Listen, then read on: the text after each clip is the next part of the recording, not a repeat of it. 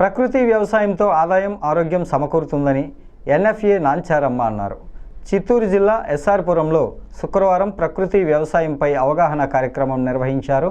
ప్రార్థనా గీతం ప్రతిజ్ఞ నిర్వహించి సమావేశాన్ని ప్రారంభించారు. ఈ సందర్భంగా ఎన్ఎఫ్ఏ నాంచారమ్మ కేఏపీపై అవగాహన కల్పించారు.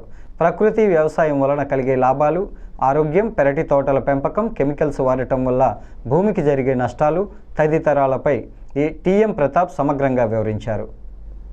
ఏవో నర్మదా మాట్లాడుతూ రైతులు ప్రకృతి వ్యవసాయాన్ని విస్తృతంగా చేపట్టే విధంగా ముందుండాలని అన్నారు.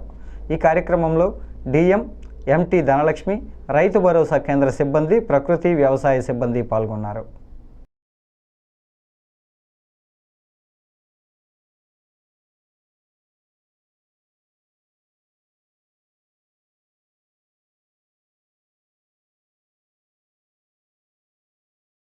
ఐదు లీటర్ల పంచకం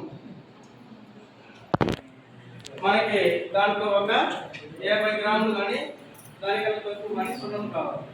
ఎందుకంటే దాంట్లో మనం దేశీయ పంచకం 5 లీటర్లు పోస్తాము. పంచకంలో ఆమ్లకం ఉంటుంది. ఆమ్లకణాన్ని తగ్గించాలంటే మనకి ఈ సున్నాలను కలపాలి.